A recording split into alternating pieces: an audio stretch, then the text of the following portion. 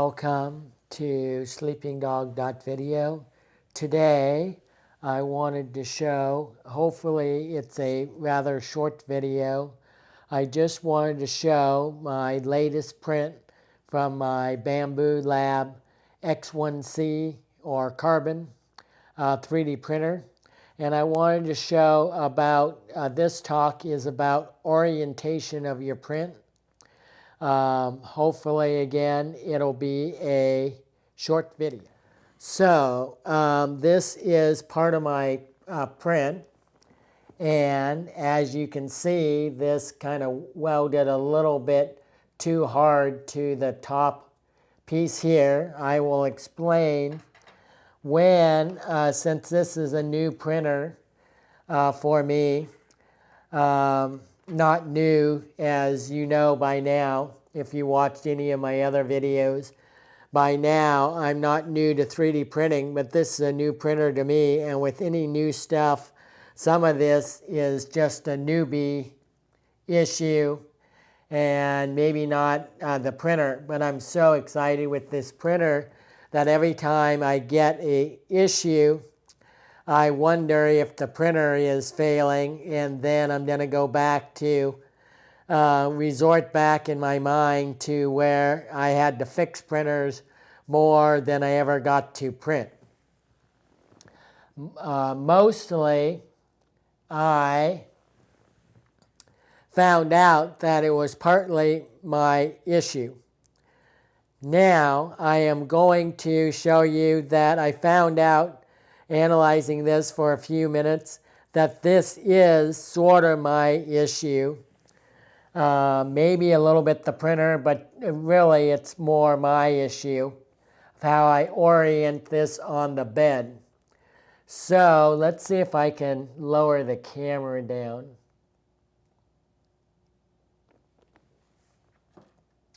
No, not really. I don't have the right setup to really lower the camera down. I'll have to see how to do that better. This is a great setup to show things this way, but I haven't figured out how to get it so I can get the camera to aim down at a table. So anyway, let me get back to here. So this is hinges, right? One of the hinges broke off.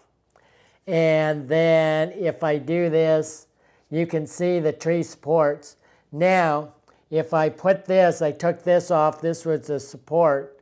And the support, something like this, where it supported like that.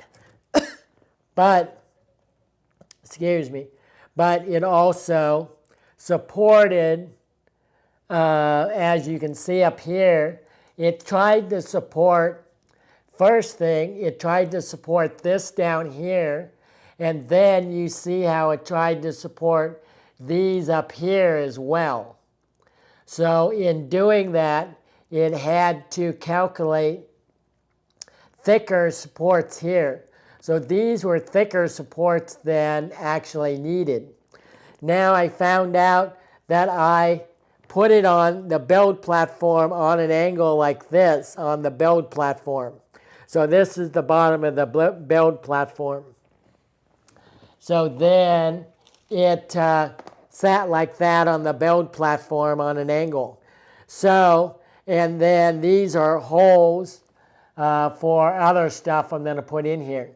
Now, what I wanted to show is the orientation.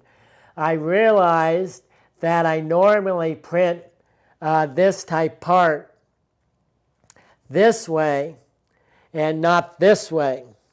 So I it didn't occur to me, or I didn't think through how I was orienting the part when I printed it. So what happens is when I print this way, what it's going to do is the support, my hand is the support structure of the tree. The tree is going to make a separate tree structure that goes this way to support the hinge part. And then it's going to not support this at all because it doesn't need to, because this is a side now and not the top.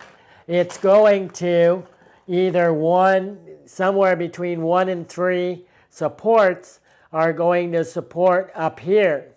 So as I showed before, let me get out my other part and back. And this really demonstrates from my last print, if I get the other video that I just made uploaded. This was that one. Let's get back to the one I just printed. And this one, as you can see, if I did it this way from my last part, you see how this tree just made this part right there is like it laid perfectly down.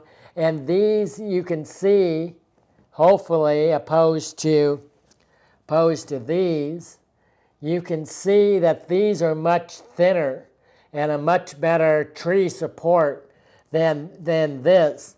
So it did the best job it could, the AI, to support it the way I told it to support. Now, if you had true AI like a human, you would probably say, okay, like a large language LLM or something, you would probably say back to the human, well, you could support it this way, but why don't you tilt it this way? So if I had 2 humans that was helping me design this, one human would probably tell me why don't you orient it this way, and then I won't have to use as much tree support material, and it'll support basically like this, whatever the terminology it would use in conversation. But AIs these days don't do that. Like in an LLM, even a chatbot and stuff, and Gemini, it doesn't ask those questions. It just does basically what you ask it. So if you ask it a very, very generic question, you're going to get a generic response or a more skewed response. And then you may think that the LLM AI is just super dumb, haha, it is just stupid. But you got to make sure that the way you ask it questions, the more information you can give it in certain areas, the better you're going to communicate with the AI. So what I want to say lastly is I'm going to orient it back this way the next try. I'm going to orient it this way since I have to print it out again because this broke off. And there's different things. There's the strength of your part, and you can say, well, this wasn't strong enough, so I need to reinforce this part, etc., etc. But when I printed it this way, like this part, I printed this way, and this is pretty darn strong. I don't want to flex it too hard, but it's pretty darn strong. When I put a pin in it and I hook it to the other hinge, it's going to be damn strong. So you see, it's not that, and this is the same, I didn't mess with this millimeter section, so it isn't that this is not strong enough. It may be not strong enough printed in this orientation, that's part of it, and also because of the support structure, trying to bend over to support the top, that too made it weaker. So the part didn't adhere as strong this way. And then it's the infill, the type of infill. You can have infill running this way, infill running this way, infill running on diagonal. And I'm learning, since I now can just print, I am now starting to learn more about, I learned about infill, but and the strength and everything, but I am now learning exactly how infill in certain dimensions work. Now what we have to do is not only make our parts that they're printable, like don't do full 90-degree angle overhangs, design it with maybe like my hand is representing, and then I do a 45-degree angle here or a cupping thing here, and that supports it, and therefore the part may look just good enough depending on what part and what detail you're trying to do. But if it's a functional part, it shouldn't matter. You have a support down here. And so think about that when you do your brims and overhangs. And that's how you make things that are 3D printable better and stronger. Like here, this here, if you can see, I'll try to orient it. I don't know if you can see very well. I'm trying to get the camera right there. See, that's called a fillet, and I believe I'm pronouncing it correctly, but discount that, please, if I'm not completely pronouncing it correctly.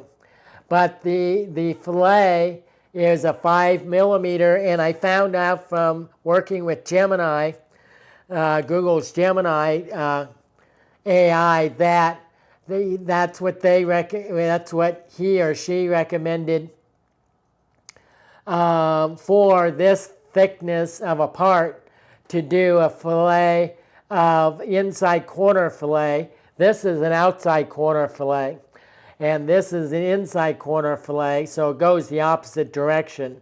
It goes in instead of going out like this does. This rounds over, and this rounds kind of into the part. But in any case, it supports what would normally be a 45-degree angle.